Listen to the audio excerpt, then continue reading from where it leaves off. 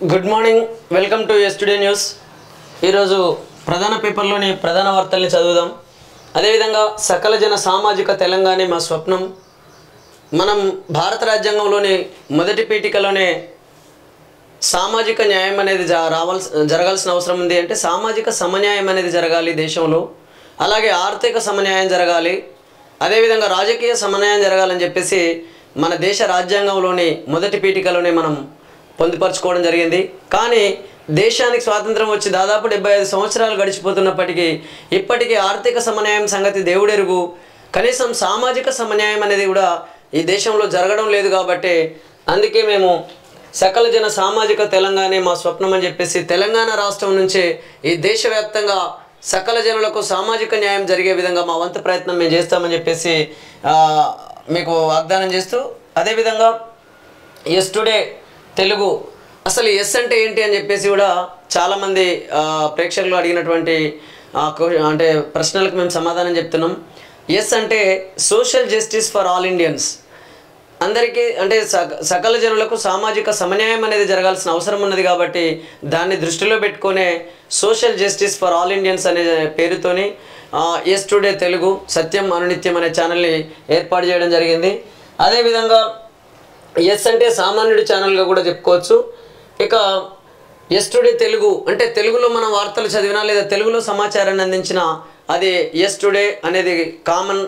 అదేవిధంగా తెలుగు అయితే తెలుగు, హిందీ అయితే హిందీ, ఇంగ్లీష్ అయితే ఇంగ్లీష్, ఇలా S today Telugu, S today Hindi, S today English ఇలాంటి పేర్లతో ఇంకా ఆ ఛానల్ని అభివృద్ధి చేయబోతున్నాం.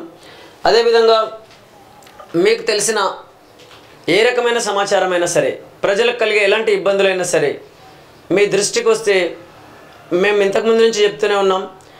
అటు వీడియో రూపంలో కానీ లేదా ఫోటో రూపంలో కానీ మా ఛానల్లో కింద స్క్రోల్ అవుతున్న నెంబర్ కనుక మీరు షేర్ చేసినట్లయితే తప్పకుండా దాన్ని ప్రసారం చేసి తదనుగుణంగా ఆ సమస్యను ప్రభుత్వం దృష్టికి ఇటు ప్రజల దృష్టికి తీసుకెళ్లే విధంగా మా వంతు కృషి చేస్తామని చెప్పేసి మీకు వాగ్దానం చేస్తూ, ఇక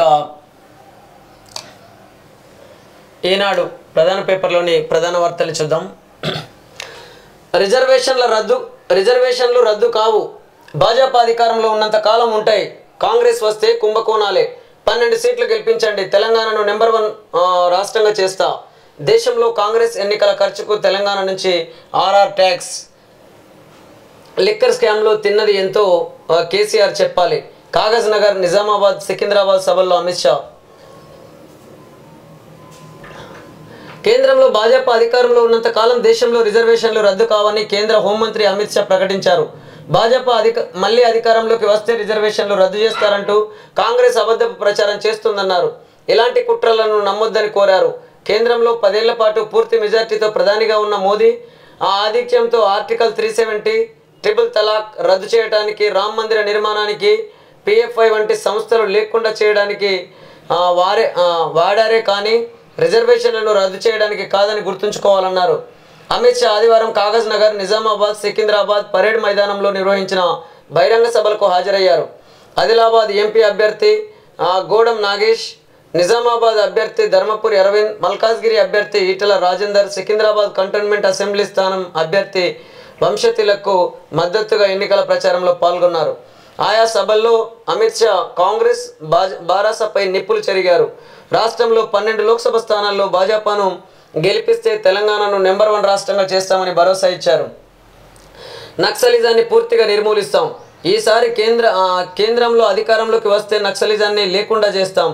మధ్యప్రదేశ్, జార్ఖండ్, బీహార్, ఆంధ్రప్రదేశ్, తెలంగాణ, మహారాష్ట్రలో నక్సలిజం నశించింది, ఛత్తీస్గఢ్లో మాత్రమే మిగిలి ఉంది. ఈ దఫా అధికారంలోకి వచ్చాక అక్కడ కూడా ఉండదు. దేశంలో నక్సలిజాన్ని పూర్తిగా నిర్మూలిస్తాం. కాంగ్రెస్ పాలనలో చొరబాట్లు, బాంబు పేలుళ్లు సాధారణంగా ఉండేవి. పుల్వామా ఘటనకు మన దేశం ఉగ్రవాదులకు ధీటుగా సమాధానం ఇచ్చింది అని చెప్పేసి మొత్తం మీద అయితే అమిత్ షా గారు అటు బారాసాను ఇటు కాంగ్రెస్ను విమర్శిస్తూ చేసినటువంటి వ్యాఖ్యలను చూడొచ్చు. అదేవిధంగా భాజపా వస్తే రిజర్వేషన్లు అనేటివి రద్దవ్వవు, అంటే భాజపా అధికారంలో ఉన్నంత కాలం రిజర్వేషన్స్ ఉంటాయి, ఇక కాంగ్రెస్ వస్తే కుంభకోణాలు అని చెప్పేసి అమిత్ షా గారు మాట్లాడినటువంటి మాటలు మనం ఇక్కడ చూడొచ్చు. అదేవిధంగా నక్సలిజాన్ని లేకుండా చేస్తామని అంటున్నారు.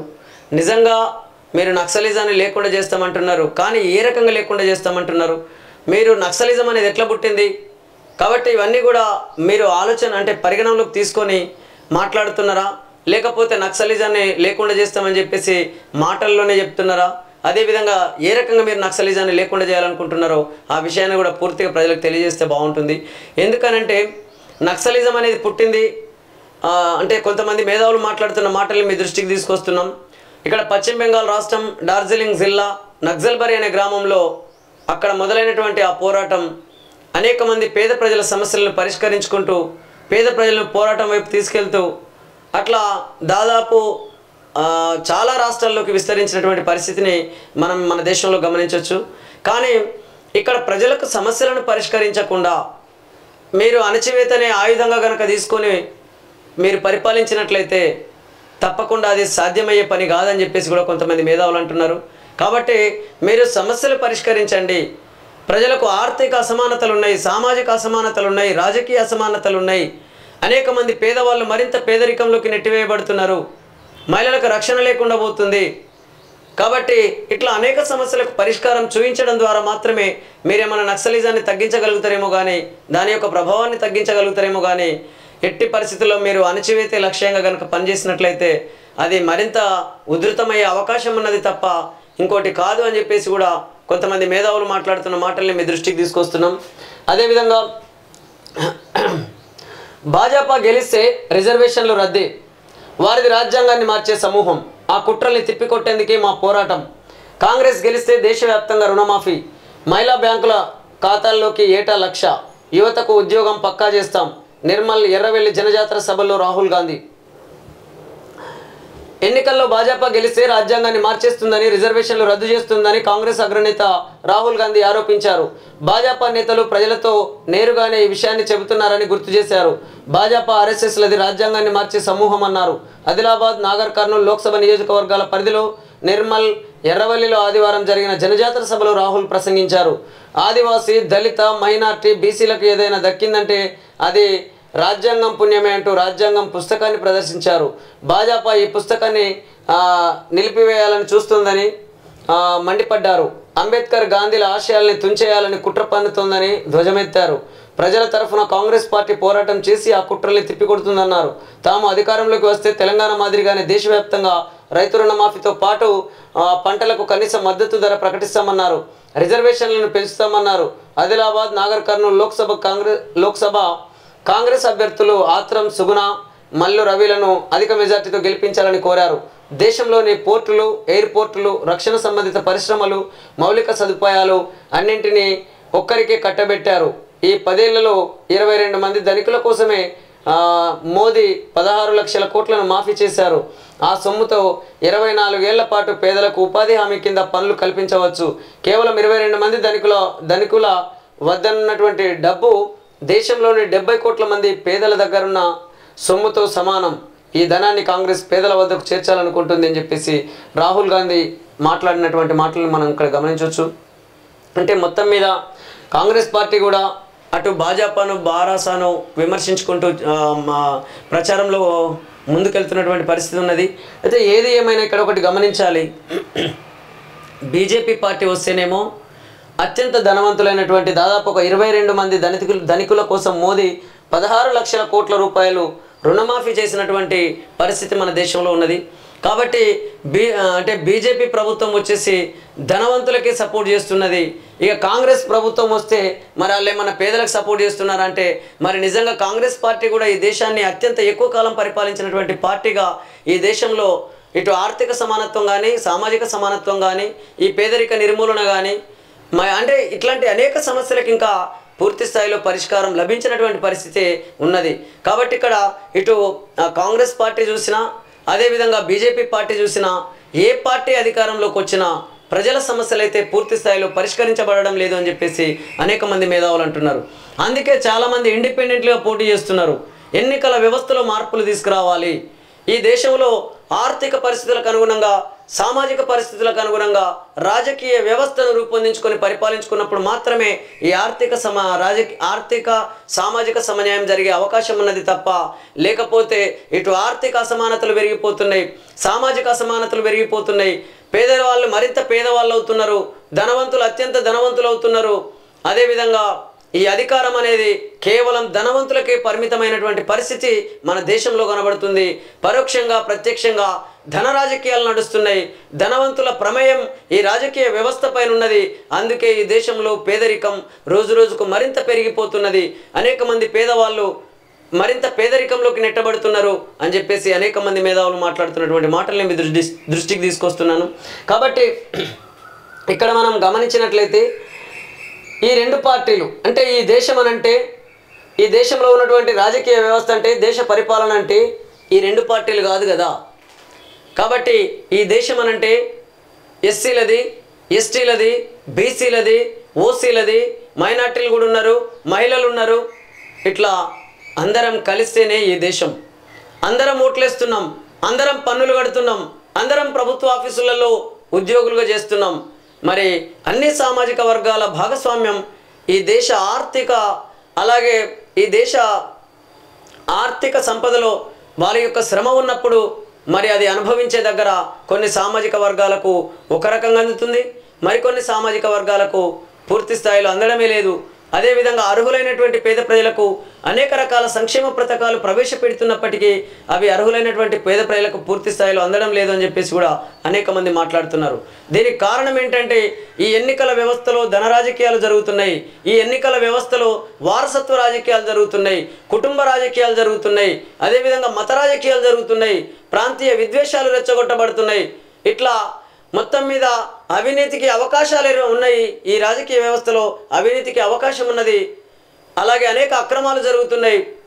కాబట్టి ఎన్నికల వ్యవస్థలోనే మార్పులు తీసుకురావాల్సినటువంటి అవసరం ఉన్నదని చెప్పేసి అనేక మంది మేధావులు ఇవాళ ఇండిపెండెంట్లుగా పోటీ చేసి ఎన్నికల్లో బరిలో నిలబడ్డటువంటి పరిస్థితి ఉన్నది. కాబట్టి చాలామంది ఇండిపెండెంట్లు అనేక మంది ఇక్కడ ఈ ఎన్నికల వ్యవస్థను అధ్యయనం చేస్తున్నారు.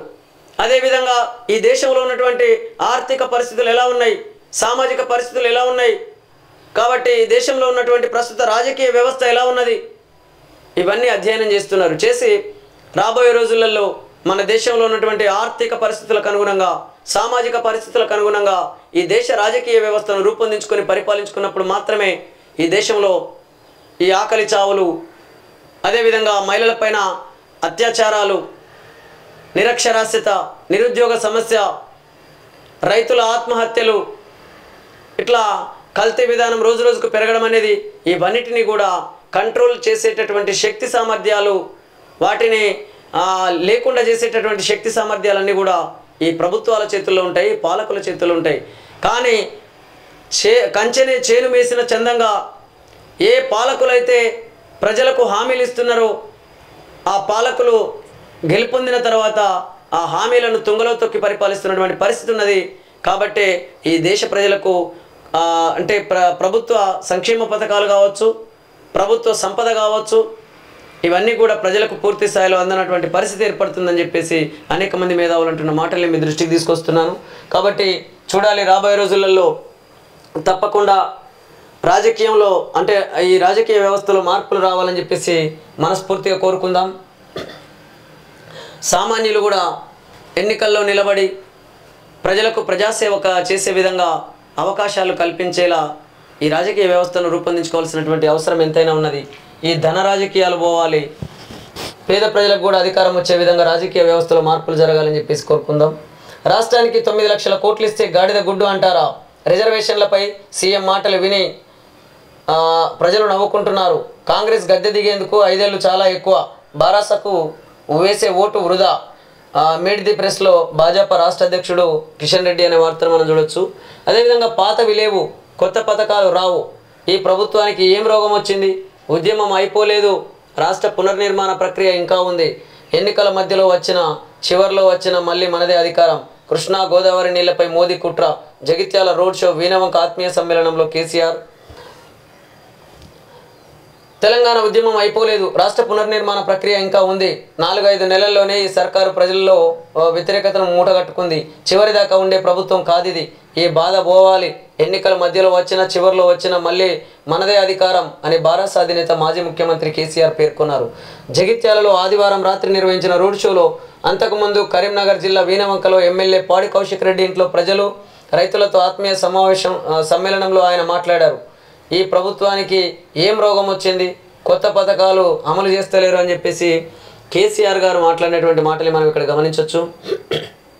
అంటే ఎన్నికల వ్యవస్థలోనే ధన రాజకీయాలకు, కుటుంబ రాజకీయాలకు, వారసత్వ రాజకీయాలకు అవకాశాలు ఉన్నాయి కాబట్టే వీళ్ళు ధన రాజకీయాలు చేస్తున్నారు, అలాగే కుటుంబ రాజకీయాలు చేస్తున్నారు, వారసత్వ రాజకీయాలు కొనసాగిస్తున్నటువంటి పరిస్థితి ఉన్నది. ఎవరైనా కానీ ఏ పార్టీ అధినేతను చూసినా తను పోతే తన కొడుకో లేదా తన కుటుంబ సభ్యులు రావాలనే కోరుకుంటున్నారు తప్ప ఈ దేశంలో అరే ఎస్సీలు ఉన్నారు, వాళ్ళు ఓటేస్తున్నారు, వాళ్ళు పన్నులు కడుతున్నారు, వాళ్ళు ప్రభుత్వ ఆఫీసులలో ఉద్యోగులుగా తమ ఉద్యోగ బాధ్యతను నిర్వర్తిస్తున్నారు. అదేవిధంగా ఎస్టీలు కూడా అంతే, బీసీలు కూడా, అలాగే ఓసీలో ఉన్న మిగతా సామాజిక వర్గాల కుటుంబాలు ఉన్నాయి. అసలు ఈ దేశ సంపద అంతా కూడా అందరికీ చెందాలి కదా, అన్ని సామాజిక వర్గాలకు చెందాలి కదా, ఈ ఆలోచనే లేదు. ఈ ఆలోచనే కరువైతున్నటువంటి పరిస్థితి. ఎన్నికలకు రాకముందేమో కాలుకు బల్పం కట్టుకొని తిరుగుతున్నటువంటి పరిస్థితి కనబడుతుంది. ఎన్నికల్లో గెలుపొందిన తర్వాత ప్రజల యొక్క సమస్యలను గాలికి వదిలేసి వాళ్ళ కుటుంబ రాజకీయాలు, వాళ్ళ వారసత్వ రాజకీయాలు కొనసాగిస్తున్నటువంటి పరిస్థితి ఎన్నికల వ్యవస్థలో ఉన్నది. కాబట్టి ఎన్నికల వ్యవస్థలోనే మార్పు రావాల్సిన అవసరం ఉన్నదని చెప్పేసి అనేక మంది మేధావులు ఇండిపెండెంట్గా పోటీ చేసి ప్రజల కోసం, ప్రజల తరఫున నిలబడి పోరాడుతున్నటువంటి పరిస్థితి ఈ ఎన్నికల వ్యవస్థలో ఉన్నది. కాబట్టి తప్పకుండా అలాంటి వాళ్ళను కూడా గుర్తించి ప్రజలు అమూల్యమైనటువంటి ఓటు హక్కును వినియోగించుకొని వాళ్ళను గెలుపొందించుకున్నట్లయితే తప్పకుండా వాళ్ళు పార్లమెంట్లోకి వెళ్ళి అసలు ఈ దేశంలో ఉన్నటువంటి ఈ పరిస్థితులన్నిటికీ కారణం ఏంటి, ఎక్కడ లోపాలు ఉన్నాయి, కాబట్టి ఆ లోపాలను సరిచేసుకొని పరిపాలించుకోవాల్సినటువంటి అవసరం ఎంతైనా ఉన్నది అని చెప్పేసి మన దేశం కోసం, మన దేశ భవిష్యత్తు కోసం ఆలోచిస్తున్నటువంటి అనేక మంది ఇండిపెండెంట్లు కూడా ఇందులో ఉన్నారు. కానీ ఈ అంటే ప్రధాన పేపర్లోని ప్రధాన వార్తల్ని గమనించినట్లయితే అటు ఇండిపెండెంట్లు కానీ రిజిస్టర్ పార్టీలకు సంబంధించినటువంటి ఏ ఒక్క నాయకుడి సమాచారాన్ని ఈ ఫ్రంట్ పేజీల్లో ఇస్తున్న పరిస్థితి లేదు, ఈ పత్రికల్లో ప్రచురిస్తున్న లేదు. అదేవిధంగా వివిధ రకాల ఎలక్ట్రానిక్ మీడియాలో కూడా ప్రచురిస్తున్నటువంటి ప్రసారాన్ని చేస్తున్నటువంటి పరిస్థితి లేదు. కాబట్టి ఇటు మీడియా చూసినా, అదేవిధంగా అటు అధికార యంత్రాంగం చూసినా, మనం ఏది చూసినా కానీ ఇందులో రికగ్నైజ్డ్ పార్టీలకు ఒక న్యాయం, రిజిస్టర్ పార్టీలకు ఒక న్యాయం, ఇండిపెండెంట్లకు మరో న్యాయం, ఇలాంటి పరిస్థితి ఎన్నికల వ్యవస్థలో ఉన్నది. కాబట్టి ఇవన్నీ మార్చుకోవాల్సినటువంటి అవసరం ఎంతైనా ఉన్నది. లేకపోతే అత్యంత ధనవంతులకు, అత్యంత పేదవాళ్లకు సమానమైన రాజకీయ పోటీ పెట్టి అత్యున్నత స్థానాలకు ఎవరు గెలిస్తే వాళ్ళకి అధికారం అంటే ధనవంతుల ముందు పేద ప్రజలు ఎట్లా గెలుస్తారో ఒకసారి ఆలోచించాలని చెప్పేసి అనేక మంది మేధావులు అంటున్న మాటల్ని మీ దృష్టికి తీసుకొస్తున్నాను. ఆంధ్రప్రదేశ్ డీజీపీపై వేటు, వైకాపాకు కొమ్ము కాస్తున్నారన్న ప్రతిపక్షాల ఫిర్యాదుతో రాజేంద్రనాథ్ రెడ్డిపై ఈసీ చర్యలు, అధికార పార్టీ అరాచకాలకు వెన్నుదన్ను ఆయనే, బాధిత ప్రతిపక్షాలపైనే రివర్స్ కేసులు, ప్రభుత్వానికి ఎదురు తిరిగితే వారికి వేధింపులు అనేటటువంటి వార్తను మనం చూడొచ్చు. నాగర్ కర్నూల్లో ఎవరి ధీమా వారిదే, ప్రజల మద్దతు తమకే ఉంటుందని కాంగ్రెస్ భరోసా, మోదీ కరిష్మా, యువత అండదండలపై భాజపా విశ్వాసం, కేంద్ర రాష్ట్ర వైఫల్యాలపై బారాస నమ్మకం. కూలిపోయిన బతుకులు, ట్రాక్టర్ బోల్తా పడి ముగ్గురు మహిళా కూలీల మృతి, పెద్దపల్లి జిల్లా మియాపూర్లో ఘటన. ట్రాక్టర్ బోల్తా పడి ముగ్గురు వ్యవసాయ కూలీలు మృతి చెందిన విషాదకర ఘటన పెద్దపల్లి జిల్లా సుల్తానాబాద్ మండలం మియాపూర్లో ఆదివారం చోటు చేసుకుంది. సిఐ సుబ్బారెడ్డి స్థానికుల కథనం ప్రకారం సుల్తానాబాద్ మండలం చిన్నబొంకూరుకు చెందిన మల్యాల వెంకటేష్ మియాపూర్ గ్రామ శివార్లో 2 ఎకరాలు కౌలుకు తీసుకొని మొక్కజొన్న సాగు చేశారు. కంకుల పొట్టు తీయడానికి సొంత ట్రాక్టర్లో తన భార్యతో సహా గ్రామానికి చెందిన 8 మంది మహిళా కూలీలను తీసుకెళ్లారు. పనులు ముగించుకున్న తర్వాత అదే ట్రాక్టర్లో మొక్కజొన్న కంకులతో కూలీలను ఎక్కించుకొని తిరుగు ప్రయాణమయ్యారు. మార్గం మధ్యలో ట్రాక్టర్ అదుపు తప్పి ఎస్ఆర్ఎస్పి D86 ఉపకాల్వ 33L కాల్వలో బోల్తా పడింది. ప్రమాదంలో పోచంపల్లి రాజమ్మ 55 సంవత్సరాలు, బేతి లక్ష్మి 52 సంవత్సరాలు అక్కడికక్కడే మృతి చెందగా మల్యాల వెంకటేష్ భార్య వైష్ణవి 32 సంవత్సరాలు ఆసుపత్రికి తరలిస్తుండగా దారి మధ్యలోనే మృతి చెందారు. మరో 5 కూలీలు గాయాలతో కరీంనగర్ ప్రభుత్వ ఆసుపత్రిలో చికిత్స పొందుతున్నారు. వెంకటేష్ స్వల్పంగా గాయపడ్డారు. ఈ మేరకు కేసు నమోదు చేసుకుని దర్యాప్తు చేస్తున్నట్లు సిఐ పేర్కొన్నారు అనే వార్తను మనం ఇక్కడ చూడొచ్చు. నిజంగా ఇది చాలా బాధాకరం.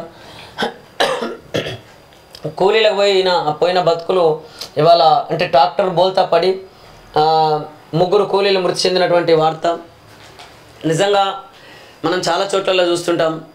చాలామంది వ్యవసాయ కూలీలు చాలా దూరం ఉన్నటువంటి పొలాల నుంచి ఇంటికి చేరుకోలేక అటు మొక్కజొన్న కంకులతో పాటు లేదా ఆ పంటతో పాటు ఆ పంట మీదనే వాళ్ళు కూర్చొని ప్రయాణం చేస్తున్నటువంటి పరిస్థితి ఉంటుంది. ఏ కొంచెం చిన్న పొరపాటు జరిగినా లేదా అక్కడ ఉన్నటువంటి ఆ ఒడిదుడుకులో ఆ రోడ్డు సరిగ్గా ఉండదు. అలాంటి పరిస్థితులలో నిజంగా కొంత కూలీలను నడిపించుకుంటూ వస్తేనే బాగుంటుంది. కానీ వాళ్ళ విధిలేని పరిస్థితులలో ఆ ట్రాక్టర్లో రావడం వల్ల అక్కడ జరిగినటువంటి ఆ ప్రమాదంలో 3 ప్రాణాలు కోల్పోయినటువంటి పరిస్థితి ఉన్నది. కాబట్టి రైతాంగం చాలా జాగ్రత్తలు తీసుకోవాల్సినటువంటి అవసరం ఎంతైనా ఉన్నది. పంట పొలాల దగ్గరికి వెళ్ళేటప్పుడు కానీ పొలం ఒడ్ల పొంటి మనం ఆ ట్రాక్టర్లను తీసుకెళ్తున్నప్పుడు కానీ అక్కడక్కడ చూస్తుంటాం. చాలా అంటే దున్నే సమయంలో కానీ లేదా పంటను తరలించే సమయంలో కానీ ఇట్లా అనేక ప్రమాదాలు జరుగుతున్నటువంటి పరిస్థితిని మనం గతంలో కూడా చూసాం, ఇప్పుడు కూడా కనబడుతుంది. కాబట్టి రైతులు వీలైనంత మేరకు తదనుగుణమైనటువంటి జాగ్రత్తలు తీసుకోవాల్సిందిగా మీకు విజ్ఞప్తి చేస్తున్నాం.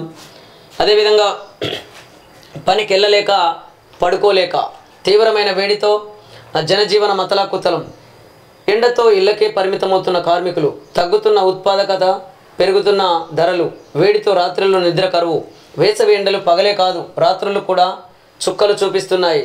ఏసీలున్న కుటుంబాల్లో పర్వాలేకున్న ఫ్యాన్లు కూలర్లు ఉన్న పేద మధ్యతరగతి కుటుంబాల్లో మాత్రం నిద్ర కరువు అవుతుంది. ఫ్యాన్ వేస్తే భరించలేని వేడిగాలితో, బంద్ చేస్తే ఉక్కపోతుతో అల్లాడుతున్నారు. పగటి ఉష్ణోగ్రత 46 డిగ్రీలు దాటుతుండడంతో కూలర్లతోనూ ప్రయోజనం ఉండడం లేదు.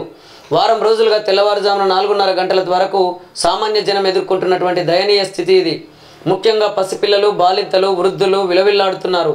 రాత్రుల్లో నిద్రలేక, పగలు పనులకు వెళ్ళలేక ఆర్థికంగా నష్టపోతున్నారు.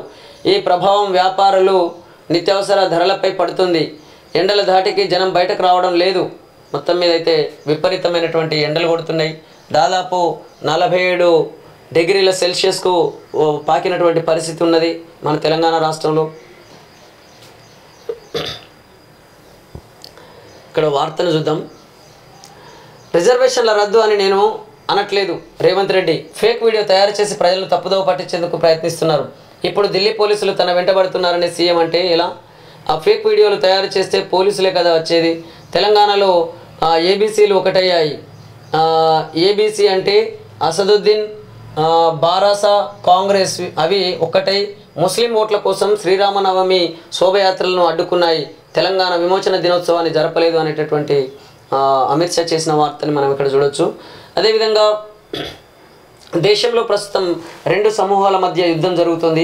ఒకవైపు కాంగ్రెస్ పార్టీ రాజ్యాంగాన్ని కాపాడేందుకు పోరాడుతుంటే మరోవైపు భాజపా, ఆర్ఎస్ఎస్ రాజ్యాంగాన్ని నాశనం చేసేందుకు కుట్రలు చేస్తున్నాయి. స్వాతంత్రానంతరం పేదలకు అందిన జంగల్, జమీన్ హక్కులు, ఉద్యోగాలు, ఉపాధి లాంటి వనరులన్నీ రాజ్యాంగం ప్రసాదించినవే. ఒకవేళ రాజ్యాంగాన్ని తొలగిస్తే రిజర్వేషన్లు రద్దయినట్లే అని చెప్పేసి రాహుల్ గాంధీ గారు మాట్లాడినటువంటి మాటల్ని కూడా మనం ఇక్కడ చూడొచ్చు. అంటే మొత్తం మీద ఈ దేశంలో అయితే రాహుల్ గాంధీ, లేకపోతే నరేంద్ర మోడీ, లేదా బీజేపీ, లేదా కాంగ్రెస్ అన్నట్లుగానే ఎన్నికల ప్రచారం కొనసాగుతున్నది. కాబట్టి ఇది మారాల్సినటువంటి అవసరం ఉన్నది. ఏడాదికి 1.3 లక్షలు తెలంగాణలోని పేదింటి మహిళ ఖాతాలో టకాటక్ వేస్తాం. ఇందులో కేంద్రం ఇచ్చేది 1,00,000, రాష్ట్రం ఇచ్చేది 30,000. ఇంటి పనుల్లో మహిళల శ్రమకు గుర్తింపుగానే 1,00,000 చొప్పున. ఈ పథకంతో దేశంలో పేద మహిళలను లక్షాధికారుల్ని చేస్తాం. రాజ్యాంగం రద్దుకు ఎన్డీఏ కుట్ర, రక్షించే లక్ష్యమే ఇండియాది. అందుకే ఇవి ఎన్నికలు కావు, 2 సమూహాల మధ్య జరిగే యుద్ధం. మోదీ పనిచేసింది 22 మంది ధనికుల కోసమే. వారికి 16 లక్షల కోట్లు మాఫీ చేశారు. మేము రైతులకు రుణమాఫీ చేస్తాం, ఎంఎస్పీకి చట్టబద్ధత కల్పిస్తాం. నిరుద్యోగుల కోసం పిహాలీ నౌకరీ పక్కా పేరుతో ప్రత్యేక పథకం. దీని కింద ప్రభుత్వ, ప్రైవేటు రంగ సంస్థల్లో ఏడాది అప్రెంటిస్షిప్. దేశవ్యాప్తంగా జనగణన, ప్రతి సంస్థను సర్వే చేస్తాం. ఫలితంగా ఎవరి వద్ద ఎంత సంపద ఉందో తేలిపోతుంది. తర్వాత క్రాంతికారి రాజకీయాలతో ముఖ చిత్రమే మారుతుంది. రిజర్వేషన్లపై పరిమితిని ఎత్తేస్తాం. 50% మించి ఇస్తాం. తెలంగాణలో పథకాలను దేశవ్యాప్తంగా అమలు చేస్తాం. మోదీ సర్కారు చిమ్మిన విద్వేషాల విధుల్లో మేం ప్రేమను పంచాం. నిర్మల్, అలంపూర్ కాంగ్రెస్ జనజాతర సభల్లో రాహుల్ గాంధీ చేసినటువంటి వాక్యాలు మనం ఇక్కడ చూడొచ్చు. అంటే మొత్తం మీద అయితే వీళ్ళు ఇచ్చినటువంటి ఈ హామీలు కానీ వీళ్ళు ఇస్తున్న హామీలను చూస్తే నిజంగానేమో ప్రజలకి ఇది జరిగితే ఎంత బాగుంటుంది అని చెప్పేసి అనేక మంది ఊహల్లో ఉన్నటువంటి పరిస్థితి ఉంటుంది మన దేశంలో. కానీ నిజంగా ఇలాంటి హామీలు ఎన్ని చూసారు నా ప్రజలు? దేశానికి స్వాతంత్రం వచ్చినప్పటి నుంచి ఏమంటారు కదా, తెలంగాణలో ఒక సామెత ఉంటుంది, తీయటి మాటలకు తీర్థం పోతే నువ్వు గుల్లే నేను సల్లే అన్నట్లు ఉంటుంది. కాబట్టి ఇలా మాటలు చూస్తే అట్లే కనబడుతున్నది. అందుకే ఇటు రాహుల్ గాంధీ మాట్లాడితేనేమో ఒక రకంగా, అటు బీజేపీ పార్టీ మరో రకంగా. వీళ్ళ మాటలు ఇవన్నీ వింటుంటే నిజంగా ఇది ఎంత బాగున్నాయి వీళ్ళ మాటలు అని చెప్పేసి అసలు ఎవరికి ఏ పార్టీకి ఓటేయన్నో, ఎవరికి ఓటేస్తే ఏం జరుగుతుందో అనేటటువంటి ఒక అయోమయ స్థితిలోకి నెట్టబడుతున్నారు నా ఓటర్లు. వీళ్ళ మాయ మాటల ద్వారా, వీళ్ళ మోసపూరిత వాగ్దానాల ద్వారా ఇప్పటికే చాలా సంవత్సరాలుగా ఈ దేశం మోసపోతూనే ఉన్నది, దేశ ప్రజలు మోసపోతూనే ఉన్నారు. కాబట్టి ఇక నుండైనా తేరుకొని ఈ దేశం అనంటే కాంగ్రెస్, ఈ దేశం అంటే బీజేపీ ఇలా కాదు. ఈ దేశం అనంటే సకల జనులు, ఈ దేశం అనంటే ఆర్థిక సమన్యాయం జరగాలి, ఈ దేశం అనంటే సామాజిక సమన్యాయం జరగాలి. ఇవి రెండు జరగాలంటే ఈ దేశంలో రాజకీయ సమన్యాయం జరగాల్సిన అవసరం ఉన్నది. కాబట్టి అసమానతతో కూడిన సామాజిక వర్గాల ప్రజల మధ్య అత్యున్నత స్థానాలకు సమానమైన రాజకీయ పోటీ పెట్టడం ద్వారా రాజకీయ సమన్యాయం ఎట్లా జరుగుతుందో ఒకసారి ఆలోచించాలని చెప్పేసి అనేక మంది మేధావులు మాట్లాడుతున్న మాటని మీ దృష్టికి తెస్తున్నాను. కాబట్టి ఎట్టి పరిస్థితులలో ఈ రాజకీయ సమన్యాయం జరగకుండా ఆర్థిక సమన్యాయం, సామాజిక సమన్యాయం జరిగే అవకాశమే లేదు. ఇది రాజకీయ వ్యవస్థ మీద ఆధారపడింది, ఈ దేశ పరిపాలకుల మీద ఆధారపడింది ఈ సమన్యాయం అనేది. అందుకే ఈ దేశ ఆర్థిక సంపదను ప్రజలకు అందించేటటువంటి శక్తి సామర్థ్యాలు ఎవరి దగ్గర ఉన్నాయి? ఈ దేశ పాలకులపై దగ్గర ఉన్నాయి, ఈ దేశ ప్రభుత్వాల మీద ఉన్నది.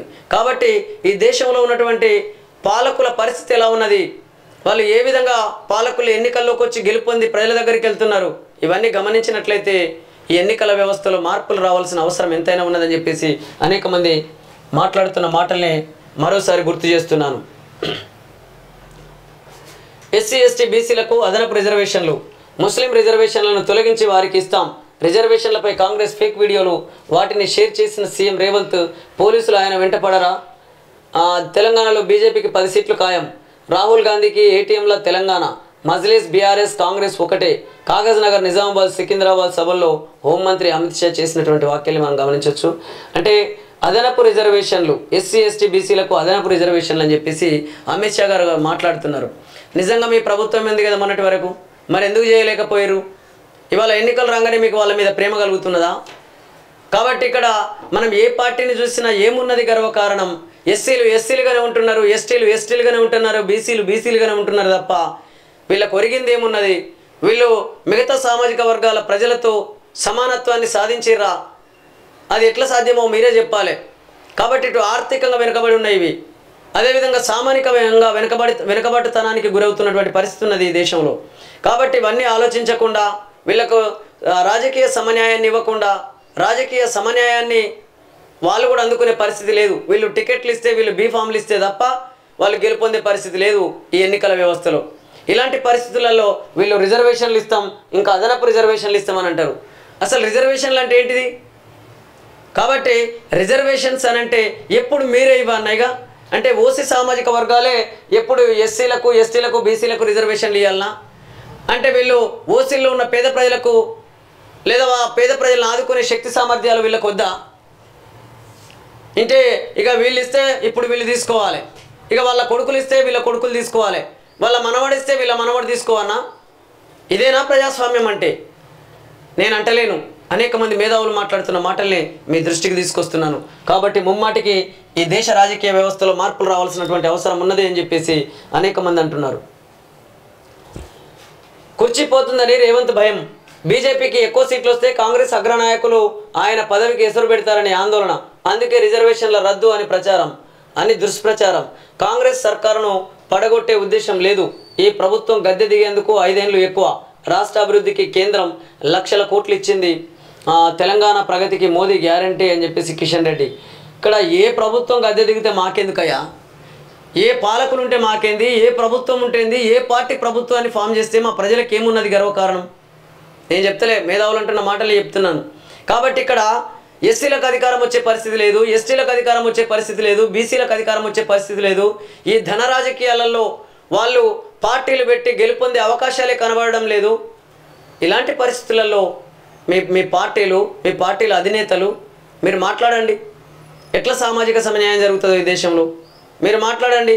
ఎట్లా ఆర్థిక సమన్యాయం జరుగుతుందో మీరు మాట్లాడండి, చర్చకు రండి. అది కాదు. కాకపోతే ఏంటంటే బీజేపీ పార్టీ కాంగ్రెస్ పార్టీని విమర్శించాలి, కాంగ్రెస్ పార్టీని బీజేపీ పార్టీని విమర్శించాలి. ఇక ఒకరిని ఒకరు విమర్శించుకుంటూ అయితే మీరా లేకుంటే మేమా అన్నట్లు ఇట్లా పెట్టుకొని రావాలి ప్రజల దగ్గరికి. ఇట్లా పెట్టుకొని వస్తేంది, ఇక అన్న ఒక పార్టీలు ఉంటాడు, తమ్ముడు ఒక పార్టీలు ఉంటాడు. ఏ పార్టీ గెలిచినా వాళ్ళ పనులు అవుతాయి. కానీ మా పేద ప్రజల బతుకులు, మా మధ్యతరగతి ప్రజల బతుకులు మాత్రం ఎక్కడ వేసిన గొంగడి అక్కడే అన్నట్లు అలాగే కొనసాగుతున్నది. ఇప్పటి వరకు ఈ దేశంలో ఉన్నటువంటి రాజకీయ వ్యవస్థను చూసినట్లయితే అదే కొనసాగుతున్నది అని చెప్పేసి కూడా అనేక మంది మేధావులు అంటున్నారు. కాబట్టి ప్రజలు గమనిస్తున్నారు, అనేక మంది యువకులు మేధావులు ఆలోచిస్తున్నారు. ఫైనల్గా మోదీని ఓడించాలి. 13న పోలింగ్, తెలంగాణ వర్సెస్ గుజరాత్ మ్యాచే. బీజేపీని డకౌట్ చేయాలి. సెమీస్లో బీఆర్ఎస్ను ఓడించాం. దేవుడి పేరుతో ఓట్లు అడిగేందుకు బీజేపీ నేతలు సిగ్గుపడాలి.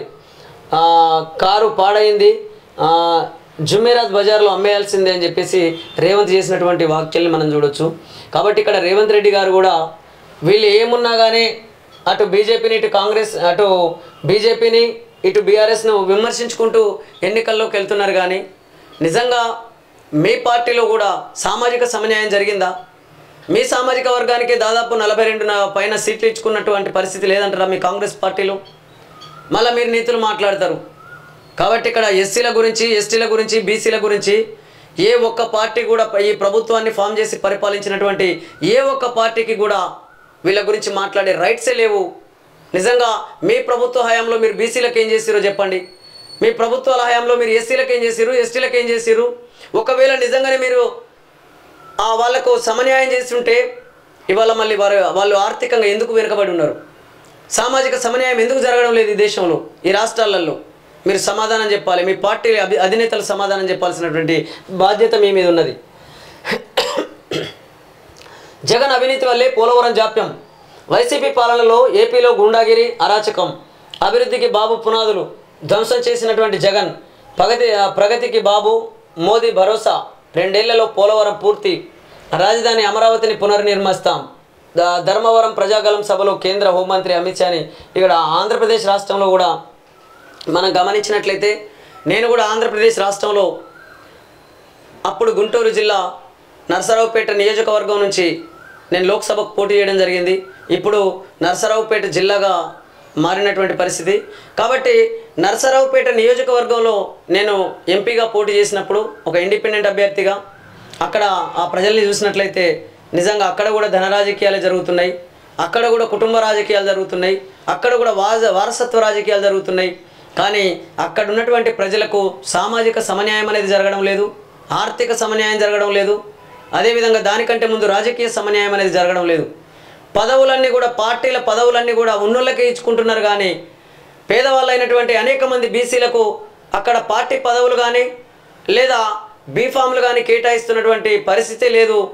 చాలామంది పేద ప్రజలకు అన్యాయం జరుగుతున్నది, చాలామంది బీసీలకు అన్యాయం జరుగుతున్నదని చెప్పేసి అనేక మంది ప్రజలు మాట్లాడినటువంటి మాటల్ని మీ దృష్టికి తీసుకొస్తున్నాను.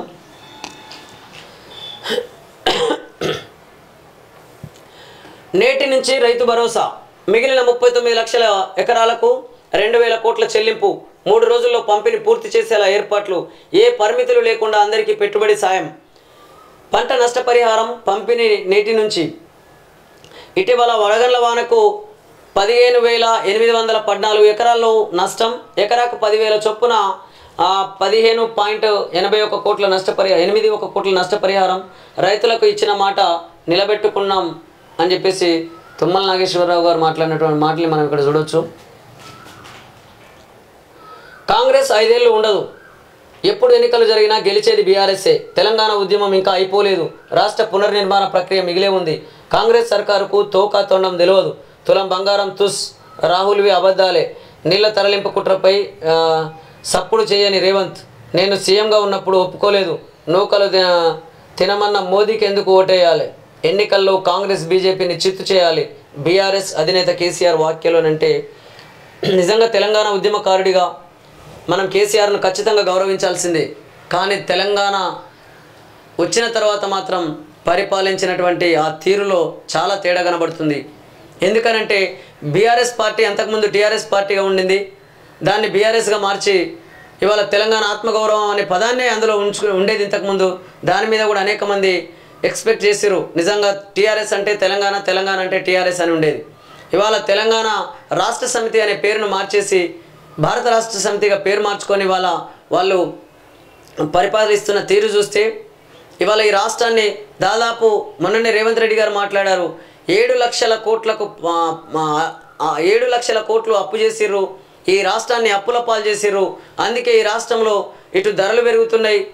ఎందుకంటే మరి అవన్నీ కూడా వివిధ రకాల రూపాల్లో ప్రజలే చెల్లించాలి, పన్నుల రూపాల్లో. కాబట్టి ఇట్లా పన్నులు పెరుగుతున్నటువంటి పరిస్థితి ఉన్నది అని చెప్పేసి కూడా కాంగ్రెస్లో నేత రేవంత్ రెడ్డి మాట్లాడినటువంటి మాటను మనం చూడొచ్చు. కాంగ్రెస్ పార్టీ తెలంగాణ అధ్యక్షుడైనటువంటి రేవంత్ రెడ్డి గారు మాట్లాడినటువంటి మాటలు కూడా మనం చూడొచ్చు. అదేవిధంగా చాలామంది నాయకులు కూడా మాట్లాడుతున్నారు. కాబట్టి ఏది ఏమైనా ఇవాళ తెలంగాణ రాష్ట్రానికి ఒరిగిందేమున్నది, తెలంగాణ రాష్ట్రంలో జరిగిందేమున్నది? మీరు చేసిన అంటే మీ ప్రభుత్వ హయాంలో అప్పులు తీసుకొచ్చి ఇక్కడ కుప్పలు లెక్క వేర్చిర్రు. మా ప్రజలకు అర్థం కాలే. మా వాళ్ళు ఏమనుకున్నారు, అరే మనకి ఇంత పచ్చగా భూములు కనబడుతున్నాయి, మొత్తం మీద అటు కాళేశ్వరం ప్రాజెక్టు, లేకపోతే ఇటు సెక్రటేరియటో, లేదా అక్కడక్కడ కలెక్టర్ బిల్డింగ్లో కళ్ళకు కనబడుతున్నాయి. కానీ అందులో కమిషన్ ఎంత పోయింది ఇవేం తెలవలేదు. అలాగే ఈ రాష్ట్రం ఎట్లా అంటే ఎంత అప్పుల పాలవుతుంది, మరి రాబోయే రోజులలో ఈ అప్పులని మనమే తీర్చాలి, మన మీద పన్నుల భారం పడుతుంది, ఇవన్నీ ప్రజలకు ఏం తెలియదు. వాళ్ళు పరిపాలించిన కాలంలో మాత్రం చల్లగా ఉన్నామా లేదా, సెట్టు నీడు ఉన్నదా లేదా అని చెప్పేసి ఆలోచిస్తున్నారు. కానీ నిజంగా ప్రభుత్వం కూలిపోయిన తర్వాత అక్కడ సెట్టే లేకుండా పోతుంది, ఇక నీడెక్కడికి వెళ్ళి వస్తుంది. కాబట్టి ఏది ఏమైనా ప్రజలు కూడా ఆలోచించాలి. ఇవాళ ఉచిత పథకాలు వస్తున్నాయి అనగానే మనం చప్పట్లు కొడతాం, ఎగిరెగిరిపోయి వాళ్ళకు ఓటేసి వస్తున్నాం. ఈ ఉచిత పథకాలు కూడా ఎక్కడి నుంచో వస్తలేవు, మీరు కట్టే పన్నుల నుంచే వస్తున్నాయి. కాబట్టి ప్రజల దగ్గర వాళ్ళు రూపాయి వసూలు చేసి కనీసం చారాన కూడా ప్రజల అభివృద్ధి కోసం వాళ్ళు ఖర్చు పెట్టినటువంటి పరిస్థితి ఉన్నది అని చెప్పేసి కూడా అనేక మంది మేధావులు అంటున్న మాటల్ని మనం గుర్తుపెట్టుకోవాలి. కాబట్టి ఇక్కడ ఓట్లలో గెలిచినటువంటి నాయకుల ఆస్తులు చూడండి రోజు రోజుకు పెరుగుతున్నాయి, కానీ ఓటేసినటువంటి నా ప్రజల ఆస్తులు చూడండి రోజు రోజుకు తగ్గిపోతున్నాయి. ప్రజలు పేదోళ్ళు అవుతున్నారు, పాలకులు ఉన్నోళ్ళు అవుతున్నారు. మరి దీనికి కారణం ఏంటో ఒకసారి ఆలోచించాలని చెప్పేసి ఓటర్లకు ప్రజలకు మేము విజ్ఞప్తి చేస్తున్నాం. కాబట్టి దీనన్నిటికీ కారణం ఎన్నికల వ్యవస్థలో ఉన్నటువంటి లోపాల వల్లనే వాళ్ళు ధన రాజకీయాలు చేస్తున్నారు, వారసత్వ రాజకీయాలు చేస్తున్నారు, కుటుంబ రాజకీయాలు చేస్తున్నారు. కానీ నా ప్రజలకు ప్రజాస్వామ్యబద్ధంగా పరిపాలన అందించే పరిస్థితులు కనబడడం లేదు. కాబట్టి దానివల్లనే ఈరోజు ఈ దేశం ఇంకా వెనుకబాటుదనానికి కారణమవుతుంది, అనేక సమస్యలకు కారణమవుతున్నది ఈ రాజకీయ వ్యవస్థ అని చెప్పేసి అనేక మంది మేధావులు మాట్లాడుతున్నారు.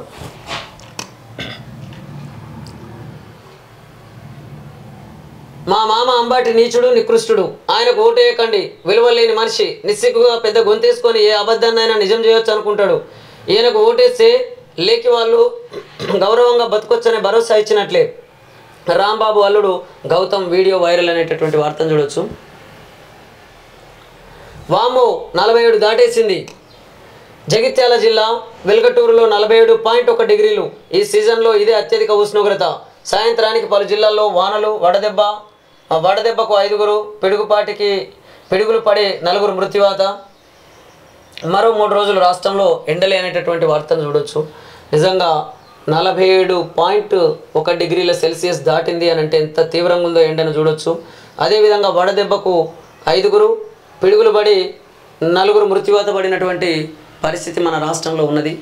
కాబట్టి ప్రజలు జాగ్రత్తగా ఉండాలి. అదేవిధంగా మరణించిన కుటుంబాలను వాళ్ళ ఆర్థిక పరిస్థితులు ఏంటియో తెలియదు. కాబట్టి కనీసం బ్రతికున్నోళ్ళనైనా ఈ రాష్ట్ర ప్రభుత్వం ఆదుకోవాలని చెప్పేసి మేము విజ్ఞప్తి చేస్తున్నాం. సుడిగాలి మోటారు గంటకు అద్దె 4 నుంచి 6 లక్షలు. లోక్సభ ఎన్నికల్లో విస్తృత ప్రచారానికి హెలికాప్టర్లు. కాంగ్రెస్కు 3, బీజేపీకి 2, నేటి నుంచి మరో 4. ప్రధాని మోదీ కేంద్ర హోంమంత్రి షాకు ప్రత్యేకం. ఈ 6 రోజులు మోతెక్కనున్న తెలంగాణ గగనతలం. ఇంకా వినియోగించని బీఆర్ఎస్ చివర్లో వాడే ఛాన్స్. రాష్ట్రంలో మూలన ఉన్న పట్టణంలో బహిరంగ సభ, మరో దిక్కున ఉండే నగరంలోని కార్నర్ మీటింగ్, మధ్యలో ఇంకో చోట రోడ్ షో. అన్నిటినీ కవర్ చేయాలి, ప్రజలను కలవాలి, ఓట్లు అభ్యర్థించాలి, మమ్మల్ని గెలిపించమని కోరాలి. అటు చూస్తే సమయం లేదు. నాయక అంటూ పోలింగ్ తేదీ తరుముతోంది. దీంతో సుడిగాలి ప్రచారం కోసం రాజకీయ పార్టీలు మోర్టార్లను విస్తృతంగా వాడేస్తున్నాయి. తమ నేతలు ఒకే రోజు పలు సభల్లో పాల్గొనాల్సి ఉండడం, షెడ్యూల్కు అందుకోవాల్సిన పరిస్థితుల్లో గంటకు లక్షల్లో అద్దె చెల్లిస్తున్నారు అని అంటే మొత్తం మీద హెలికాప్టర్లకు గంటకు 4 నుంచి 6 లక్షలు చెల్లిస్తున్నటువంటి పరిస్థితి ఉంది. అంటే ఒక నియోజకవర్గంలో దాదాపు అక్కడ ఎన్నికలు స్టార్ట్ అయినప్పటి నుంచి ముగిసే వరకు ఈ నాయకులు ఈ హెలికాప్టర్లలో తిరుగుతున్నటువంటి పరిస్థితి చూస్తే 4 నుంచి 6 లక్షలు ఖర్చు పెడుతున్నారు ఓన్లీ హెలికాప్టర్కి. అంటే మరి నిజంగా ఈ ఎన్నికల నియమ నిబంధనలు ఇవ్వాలి ప్రకారం అసలు కొన్ని కోట్లలో ఖర్చు అవుతుంటుంది. మేము దగ్గరుండి చూస్తున్నాం రాజకీయాలను. దాదాపు ఇప్పటికీ 13 సార్లు నేను పోటీ చేసిన ఒక ఇండిపెండెంట్ అభ్యర్థిగా.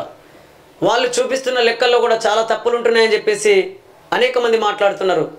కానీ నిజంగా ఎంత పకడ్బందీ చర్యలు చేపట్టినప్పటికీ ఈసీ ఎలక్షన్ కమిషన్ కానీ ఇంకా అక్కడక్కడ పార్టీల నాయకులు ఈసీకి అందకుండా, ఈసీకి తెలియకుండా రకరకాల పద్ధతులలో ప్రజలకు డబ్బు చేరవేస్తున్నారు, వస్తువులు చేరవేస్తున్నారు, ప్రజల్ని అనేక రకాల ప్రలోభాలకు గురి చేస్తున్నటువంటి పరిస్థితి ఈ ఎన్నికల వ్యవస్థలో ఉన్నది. కాబట్టి ఎన్నికల కమిషన్ ఎంత కఠినమైన చర్యలు చేపట్టినప్పటికీ వాళ్లకు సిబ్బంది కొరత వల్ల కావచ్చు, సరిపడా సిబ్బంది లేకపోవడం వల్ల కావచ్చు, ఏది ఏమైనా ఇంకా ఇక్కడ ధన రాజకీయాలు జరుగుతూనే ఉన్నాయి. ఇక్కడ అనేక రకాల ప్రలోభాలకు ప్రజల్ని గురి చేస్తూనే ఉన్నారు. తద్వారా వీళ్ళు అధికారంలోకి వచ్చిన తర్వాత ప్రజల్ని రకరకాల పద్ధతులలో పిండి పిప్పి చేస్తున్నటువంటి పరిస్థితి మన దేశంలో ఉన్నది. వివిధ పార్టీల తీరు చూస్తే అని చెప్పేసి అనేక మంది మాట్లాడుతున్నారు.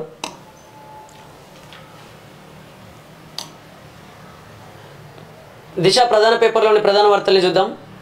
కామ్రేడ్లకు కష్టకాలం, ప్రమాదంలో సిపిఎం, జాతీయ హోదా కాపాడుకునేందుకు ఆరాటం, మనుగడ కోసం కామ్రేడ్ల కసరత్తు, దేశవ్యాప్తంగా పడిపోతున్న గ్రాఫ్, పార్టీ గుర్తును కాపాడుకోవాలి, కేంద్ర కమిటీ సభ్యుడు బాలన్ అనే వార్తను మనం చూడొచ్చు. నిజంగా కామ్రేడ్లకు కష్టకాలం అంటే ఇక్కడ ఒకటి గమనించాలి మనం. అంటే చాలామంది మాట్లాడుతున్న మాటల్ని మీ దృష్టికి తీసుకొస్తున్నాను.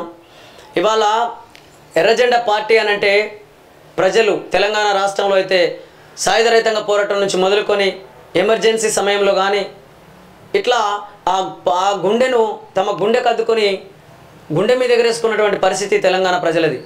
అంత గొప్ప చరిత్ర కలిగినటువంటి ఇలా ఎర్రజెండా పార్టీ అంటే కామ్రేడ్లకు కష్టకాలం అనేటటువంటి వార్తల్ని బట్టి చూస్తే మరి ఎందుకనంటే కొంతమంది మాట్లాడుతున్న మాటలు ఏంటి అంటే వాళ్ళ సిద్ధాంతాలను గాలి కొదిలేసి కొంతమంది నేతలు ఇక వాళ్ళ పెత్తనమే కంటిన్యూ కొనసాగుతూ అక్కడ కూడా కొన్ని చోట్లల్లో కొన్ని కులాలకు అధిక ప్రాధాన్యతనిస్తూ మిగతా కులాల నాయకులకు సరిగ్గా ప్రాధాన్యతనివ్వకపోవడం అనేది కూడా జరుగుతున్నది అని చెప్పేసి కొంతమంది నాయకులు మాట్లాడుతున్నారు, కొంతమంది ప్రజలు మాట్లాడుతున్నారు. ఆ మాటల్ని మీ దృష్టికి తీసుకొస్తున్నాం. అదేవిధంగా ఎన్నికలు వచ్చినప్పుడు వీళ్ళు స్వతహాగా వీళ్ళ సిద్ధాంతం కోసం పోరాటం చేయకుండా ఏదో ఒక పార్టీకి మద్దతు ఇవ్వడం ద్వారా తమ యొక్క ఉనికిని కోల్పోతున్నటువంటి పరిస్థితి కూడా ఉన్నది అని చెప్పేసి కొంతమంది మాట్లాడుతున్న మాటల్ని మీ దృష్టికి తీసుకొస్తున్నాం. కాబట్టి ఏది ఏమైనా సిద్ధాంతమే లక్ష్యంగా అడుగులు వేసి ఒక్కరైనా సరే కానీ ఒంటరిగానే పోరాడి వాళ్ళు ప్రజల దగ్గరికి వెళ్ళినట్లయితే తప్పకుండా ప్రజలు గుర్తించే అవకాశం ఉంటుంది. ఇక లేకపోతే పెద్ద దొంగను ఓడించడం కోసం చిన్న దొంగకు సపోర్ట్ చేద్దామనే తీరుగా వీళ్ళు సపోర్ట్ చేస్తున్నటువంటి పరిస్థితి ఉన్నది అని చెప్పేసి కూడా కొంతమంది మాట్లాడుతున్నారు. కాబట్టి అలాగే కొనసాగినట్లయితే మీరేమన్నా తక్కన ఇక పెద్ద దొంగను ఓడించేందుకు మీరు చిన్న దొంగకు సపోర్ట్ చేస్తారు, మళ్ళీ చిన్న దొంగ పెద్ద దొంగ అయిన తర్వాత పెద్ద దొంగ చిన్న దొంగ అయినాక మళ్ళీ చిన్న దొంగకు సపోర్ట్ అంటే మీరు ఎప్పుడు కూడా దొంగలకు సర్దిగట్టే పరిస్థితి ఉన్నది తప్ప నా ప్రజల కోసం సిద్ధాంతపరంగా పోరాడుతున్నటువంటి పరిస్థితి లేదు అని చెప్పేసి కొంతమంది నాయకులను అక్కడక్కడ విమర్శిస్తూ మాట్లాడినటువంటి మాటల్ని మీ దృష్టికి తీసుకొస్తున్నాను. కాబట్టి ప్రజలు మాట్లాడుకుంటున్న మాటల్ని మీ దృష్టికి తీసుకొస్తున్నాను. ఏ ఒక్క మాట కూడా నా సొంతం కాదు, మా ఛానల్ సొంతం కాదు. ప్రజల్లో జరుగుతున్నటువంటి అనేక మాటల్ని అనేక సమస్యల్ని అటు ప్రజల దృష్టికి ఇటు ప్రభుత్వాల దృష్టికి తీసుకురావాలనే ఉద్దేశంతోనే మేము వివరంగా మాట్లాడుతున్నాం. రిజర్వేషన్ల రద్దుకు మోదీ కుట్ర, రాజ్యాంగాన్ని చింపేయాలని బీజేపీ ప్లాన్, ఆ పార్టీ మూడోసారి పవర్లోకి వస్తే ప్రమాదం, దేశం మొత్తం ప్రైవేట్ కార్పొరేట్ శక్తుల చేతుల్లోకి, కాంగ్రెస్ అధికారంలోకి వస్తే దేశమంతా తెలంగాణ మోడల్ పాలన, కులగణన చేపట్టి రిజర్వేషన్లు 50% పైగా పెంచుతాం, మోడీకి 22 కుటుంబాలకు మాత్రమే మేలు, మోడీతో 22 కుటుంబాలకు మాత్రమే మేలు, 16 లక్షల కోట్లు దోచిపెట్టారు. నిర్మల్ అలంపూర్ సభలో ఏఐసీసీ అగ్రనేత రాహుల్ గాంధీ చేసినటువంటి వ్యాఖ్యలు చూడొచ్చు. 10 ఏళ్ళు కాంగ్రెస్దే అధికారం, రాష్ట్రాన్ని ప్రధాని మోదీ అవహేళన చేశాడు. దేవుడి పేరు చెప్పి ఓట్లు అడగడానికి బీజేపీ నాయకులకు సిగ్గుండాలి. ఆదిలాబాదును దత్తత తీసుకుంటా. కేటీఆర్ 6 గ్యారంటీలు కనబడకుంటే చీర కట్టుకొని బస్ ఎక్కు రేవంత్ రెడ్డి.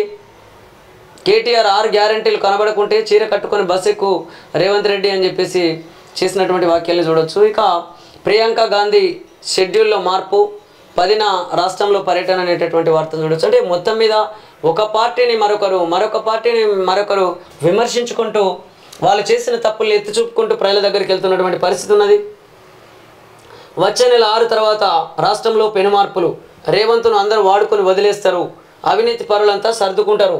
రాష్ట్రంలో 10 కన్నా ఎక్కువ స్థానాల్లో బీజేపీ విజయం. తెలంగాణలో అధికారంలోకి వస్తాం, రిజర్వేషన్లు రద్దు చేయం, ఇది మోడీ గ్యారంటీ. రాష్ట్రంలో రాహుల్ రేవంత్ ట్యాక్స్ వసూలు, అదంతా ఢిల్లీకి. నా ఫేక్ వీడియోను సర్క్యులేట్ చేస్తే పోలీసులు వెంటబడరా? నాపై రేవంత్ కేసు ఫైల్ చేయించాడు, కానీ నేను ఆయనలా ఏడవను. కాగజ్ నగర్, నిజామాబాద్ పరేడ్ గ్రౌండ్ సభల్లో అమిత్ షా చేసినటువంటి వాక్యాన్ని మనం చూడొచ్చు. పసుపు బోర్డు హెడ్ క్వార్టర్లో నిజామాబాద్లో ఏర్పాటు. పసుపు బోర్డు హెడ్ క్వార్టర్ నిజామాబాద్లో ఏర్పాటు అనేటటువంటి వార్తను కూడా చూడొచ్చు. కాంగ్రెస్ మాటలకు ప్రజలు నవ్వుకుంటున్నారు, ప్రభుత్వాన్ని పడగొడతామనేది అవాస్తవం. వాళ్ళు పడగొట్టుకుంటే మాకు సంబంధం లేదు. రిజర్వేషన్ల రద్దు చేస్తామని ఎవరన్నారు? మీట్ ది ప్రెస్లో కేంద్ర మంత్రి కిషన్ రెడ్డి. మొత్తం మీద ఏ హెడ్లైన్ చూసినా దాదాపు ఒకే మాదిరిగా ఉన్నాయి, కొంత మార్పులు చేర్పులు తప్ప. అందుకే హెడ్లైన్స్ కానీ సబ్ హెడ్లైన్స్ కానీ మాత్రమే చదవడం జరుగుతుంది. నేడు రాష్ట్రానికి నడ్డా. పెద్దపల్లి, భువనగిరి, నల్గొండలో ఎన్నికల ప్రచారం. ఉత్తరాఖండ్, రాజస్థాన్ సీఎంల రాక, పలు పార్లమెంట్ సెగ్మెంట్లలో ప్రచారం అనేటటువంటి వార్తను మనం చూడొచ్చు. అవన్నీ ఫేక్ కథనాలు, కొట్టిపారేసిన ఎన్డీఏ. నీట్ ప్రశ్నాపత్రం లీక్ అంటూ వచ్చిన వార్తలపై స్పందన. ప్రశాంతంగా ముగిసిన పరీక్ష. దేశంలోని 557 నగరాలు, విదేశాల్లోని 14 సిటీల్లో నిర్వహణ. తోక తెలియదు, తొండం తెలియదు. ఇది రాష్ట్ర ప్రభుత్వ పరిస్థితి. ప్రభుత్వానికి తోక తెలియదు, తొండం తెలియదు. ఏ పని చక్కగా చేస్తలేదు. మీకు తెలుసు, ఉద్యమ సమయంలో ఈ ప్రాంతమంతా నేను బాగా తిరిగిన. జగిత్యాలకు చాలాసార్లు వచ్చిన. వరద కాలువను మన హయాంలో ఒక రిజర్వాయర్ను చేసుకున్నాం. ఇప్పుడు వరద కాలువను ఎందుకు ఎండబెడతారు? రైతుల పొలాలను ఎందుకు ఎండబెట్టారు? అందుకు ఎవరు బాధ్యులు? 5 నెలల్లోనే రాష్ట్రాన్ని ఆగం చేస్తున్నారు. వారు చెప్పిన 6 గ్యారెంటీల్లో ఏదైనా అమలైందా? ఏ ఊరికి పోతే అక్కడ దేవుళ్ళ మీద ఓట్లు పెడుతున్నారు అని చెప్పేసి కేసీఆర్ మాట్లాడినటువంటి మాటల్ని మనం చూడొచ్చు. నిజంగా కేసీఆర్ గారు మాండలిక పదాలు మాత్రం చాలా ప్రజలకు దగ్గరగా వాడేటటువంటి పరిస్థితిని మనం చూడొచ్చు. నరేంద్ర మోడీ నూకరాజు, మనల్ని నూకలు తినమన్నాడు. నా గుండె చీల్స్తే తెలంగాణ కనిపిస్తుంది, అందుకే తెలంగాణ పేరు తీసేసి మీరు అంటే టీఆర్ఎస్ అనే పేరు తీసేసి బీఆర్ఎస్గా పెట్టినట్టు ప్రజలు, తెలంగాణ ఉద్యమకారులు కూడా మాట్లాడుతున్నారు. కాబట్టి నా గుండె చీల్స్తే తెలంగాణ కనిపిస్తుందట. నిజంగా అట్లా తెలంగాణ కనిపించేటట్లయితే తెలంగాణ అనే పదాన్ని మీరు మీ పార్టీ పేరు నుంచి తీసేవారు కాదని చెప్పేసి కూడా అనేక మంది అంటున్నారు. అదేవిధంగా తెలంగాణ ఉద్యమకారులకు కూడా ద్రోహం జరిగింది మీ ప్రభుత్వ హయాంలో. మీరు పార్టీ పదవుల్లో కానీ అదేవిధంగా ప్రభుత్వ నామినేటెడ్ పోస్టుల్లో కానీ చాలామంది తెలంగాణ ఉద్యమకారులను విస్మరించినటువంటి పరిస్థితి ఉన్నదని చెప్పేసి కూడా అనేక మంది తెలంగాణ ఉద్యమకారులు మాట్లాడుతున్నారు. 5 నెలల్లో రాష్ట్రం ఆగం. కేంద్ర బీడీ కార్ఖానాలు బంద్ చేస్తున్నది. అందుకు సీఎం సైతం డబ్బా కొట్టుతున్నాడు. జగిత్యాల రోడ్ షోలో బీఆర్ఎస్ అధినేత కేసీఆర్. అంటే మొత్తం మీద అయితే కేసీఆర్ గారు కూడా తనే అధికారంలోకి రావాలనే ఆలోచనతోని, అంటే వీళ్ళది ఎట్లుందనంటే అయితే మీరా లేకుంటే మేమా అన్నట్లే ఉన్నది. కానీ నిజంగా మిగతా ప్రజల గురించి మాట్లాడుతున్నటువంటి పరిస్థితి ఏ ఒక్క పార్టీ అధినేతది కూడా కనబడటం లేదు. ఎందుకు అనంటే ఇవాళ ప్రభుత్వాన్ని ఫామ్ చేసి పరిపాలించినటువంటి ఏ ఒక్క పార్టీ అధినేత సామాజిక న్యాయం గురించి మాట్లాడు. అరే వాళ్ళకి అధికారంలో వాటా రావాలి, వాళ్ళు కూడా మనల్లాగా పరిపాలించాలి అనే ఆలోచనే కరువైపోయినటువంటి పరిస్థితి ఉన్నది. వివిధ పార్టీల తీరు చూస్తే, వాళ్ళ నాయకుల తీరు చూస్తే అని చెప్పేసి అనేక మంది ప్రజలు మాట్లాడుతున్నారు.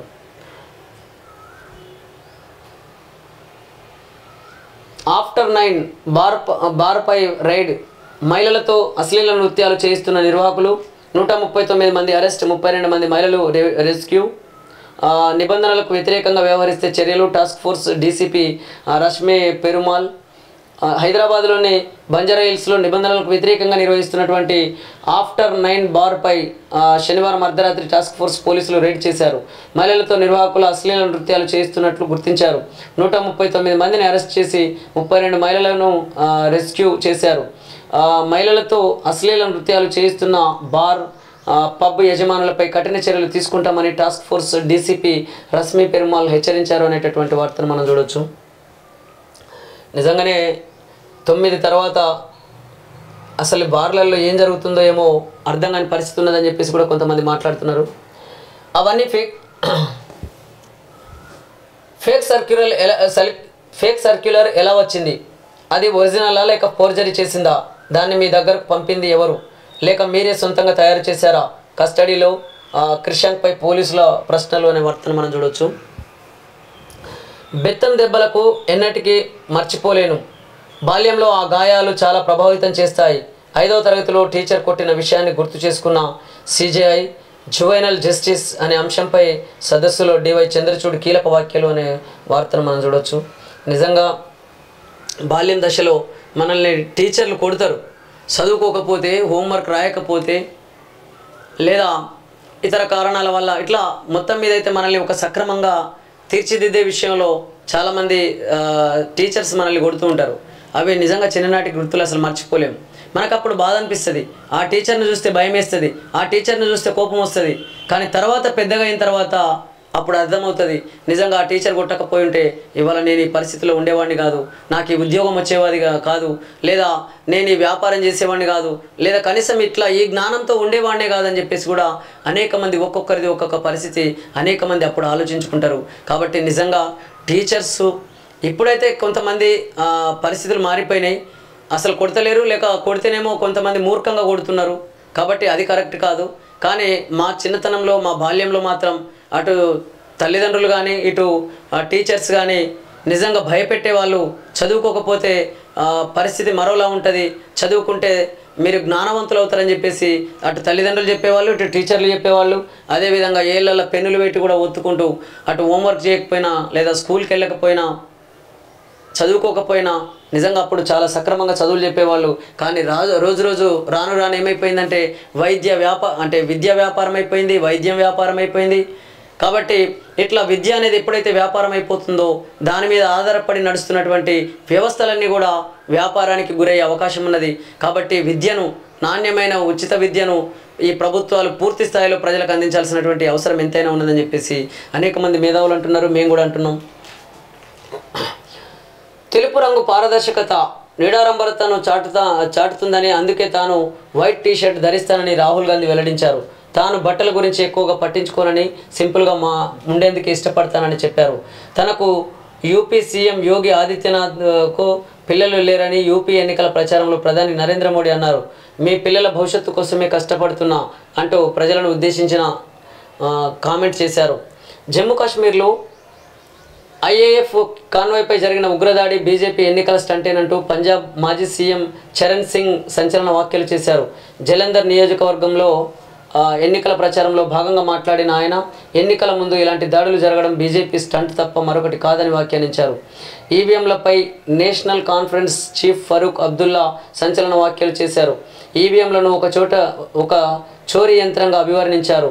లోక్సభ ఎన్నికల్లో ఓటు వేసే ముందు ఈవీఎంలు తారుమారయ్యే అవకాశం ఉందని, కాబట్టి కాశ్మీర్ ఓటర్లు అప్రమత్తంగా ఉండాలని సూచించారు అని వార్తల్ని మనం చూసినట్లయితే, ఎన్నికల వ్యవస్థలో మార్పులు వచ్చినప్పుడు మాత్రమే ఈ సమస్యలన్నిటికీ పరిష్కారం లభించే అవకాశం ఉన్నదని చెప్పేసి అనేక మంది మేధావులు మాట్లాడుతున్నారు.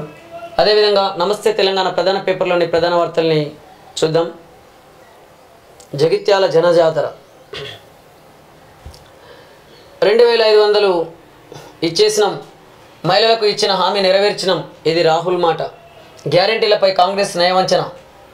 5 గ్యారెంటీలు అమలైపోయాయన్న కాంగ్రెస్, రైతు భరోసా చెల్లించామన్న సీఎం రేవంత్ రెడ్డి, రాష్ట్రంలో కరెంటు కోతలు లేవన్న డిప్యూటీ సీఎం, నిరుద్యోగ భృతి హామీయే ఇవ్వలేదని వ్యాఖ్య, రుణమాఫీ 100 రోజుల్లో చేస్తామని లేదన్న రేవూరి, పూటకోసారి కాంగ్రెస్ నేతల నాలుక మడత. ఇప్పుడు మహిళలకు హామీపై రాహుల్ ఘాట్, నిర్మల్ సభలో రాష్ట్ర ప్రజల చెవిలో జూట్. ఇప్పుడు మహిళలకు హామీపై రాహుల్ జూట్. నిర్మల్ సభలో రాష్ట్ర ప్రజల చెవిలో పువ్వులు. 2500పై రాహుల్వి పచ్చి అబద్ధాలు. కేటీఆర్ రాహుల్ మహిళలకు క్షమాపణ చెప్పు హరీష్ రావు. మొత్తం మీద తెలంగాణలో కాంగ్రెస్ ఇచ్చిన 6 గ్యారెంటీలు పూర్తి చేసి చూపించాం. రాష్ట్రంలో మహిళలందరినీ బ్యాంకు ఖాతాల్లో ప్రతి నెల 2500 ప్రభుత్వం జమ చేస్తున్నది. ఇట్లా ఏడాదికి ఒక మహిళలకు 30,000 రూపాయలు అందుతున్నాయి. నిర్మల్ బహిరంగ సభలో కాంగ్రెస్ నేత రాహుల్ గాంధీ చేసినటువంటి వాక్యాల్ని నిజంగా మనం అబద్ధంగానే చూడవచ్చు. ఎందుకనంటే 2500 ప్రభుత్వం జమ చేస్తున్నది అని అంటున్నారు, కానీ ఎవరి ఖాతాలో జమ అయింది, ఎంతమంది మహిళలకు అందింది, ఇవన్నీ కూడా రాహుల్ గాంధీ చెప్పాల్సినటువంటి బాధ్యత అతని మీద ఉన్నది. కాబట్టి ఆ పార్టీ నేతలు కూడా మరి ఆ అధినేతలకు ఏం రాసిస్తారో, ఏం మాట్లాడాలని చెప్పేసి నోట్ రాసిస్తారో అర్థం కాదు. కానీ చాలా విషయాలు అయితే ఇక్కడ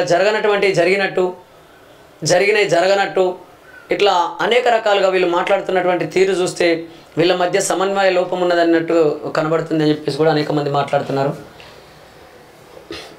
ఎవరికన్నా వచ్చినాయా? రాహుల్ ఇచ్చిండట అంటే 2500 ఇచ్చేసినాం, ఎవరికన్నా వచ్చినాయా? రాహుల్ ఇచ్చిండట, మీకు అందినాయా? కేసీఆర్ సూటి ప్రశ్న. కాంగ్రెస్ గ్యారంటీలకు అదే మంగళం. ఉన్న స్కీములు నడపరు, చెప్పినవి ఇయ్యరు. రైతు భరోసా లేదు, రైతు బంధు వేయలేదు. డిసెంబర్ 9న రుణమాఫీ అని మాట మార్చిండు. రోజుకో ఒట్టు పెడుతున్న సీఎంను నమ్మొచ్చా? జగిత్యాల రోడ్ షోలో బీఆర్ఎస్ అధినేత కేసీఆర్ మాట్లాడినటువంటి మాటలు మనం చూడొచ్చు. ఇది మరలబడుతున్న తెలంగాణ. 5 నెలల్లోనే తెలంగాణను ఆగం చేసిండ్రు. కోల్పోయిందేందో ప్రజలు తెలుసుకుంటున్నారు. ఎన్నికలు ఎప్పుడు వచ్చినా బీఆర్ఎస్దే గెలుపు. వీణవంక ఆత్మీయ సదస్సులో కేసీఆర్ అనేటటువంటి వార్తను మనం చూడొచ్చు. కార్యకర్తపై చేయి చేసుకున్న డీకే శివకుమార్ భుజంపై చేయి వేసినందుకు చెంప చెల్లు. చెరువుల పునరుద్ధరణతో తెలంగాణ భేష్. తమిళనాడు 50 ఏళ్లలో చేసిన ఖర్చు తెలంగాణ రాష్ట్రం 10 ఏళ్లలోనే చేసింది. తమిళనాడు జియోగ్రఫీ నిపుణుల కితాబు. ద్రవిడియన్ ఇన్సైట్స్ ప్రకటనను ఖండించిన తెలంగాణ కృషికి జేజేలు. ఆలోచనను ఆచరణలోకి మార్చిన కేసీఆర్. పథకంతో 10 ఏళ్లుగా అద్భుత ఫలితాలు. గణనీయంగా పెరిగిన భూగర్భ జలాలు. మారిన తెలంగాణ గ్రామీణ ముఖ చిత్రం అనేటటువంటి వార్తను చూడొచ్చు. నిజంగా భూగర్భ జలాలు పెరిగినట్లయితే ఇప్పటికీ తెలంగాణ రాష్ట్రంలో అనేక బోరుబావులు ఎట్లా ఎండిపోతున్నాయి. కాబట్టి ఇక్కడ వీళ్ళు చూసినా వాళ్ళు ఎవరు మాట్లాడినా కానీ ప్రజలకు మాయమాటలు చెప్పడం అనేది బాగా నేర్చుకున్నారు. కానీ వాస్తవ పరిస్థితులు దానికి భిన్నంగా ఉంటున్నాయి. ఇక్కడ అప్పుల పాలు చేస్తున్నారు, రాష్ట్రాన్ని విపరీతమైన అప్పులు తీసుకొస్తున్నారు, అనేక రకాల పన్నుల భారాన్ని పెంచుతున్నారు, ప్రజల మీద మోపుతున్నారు.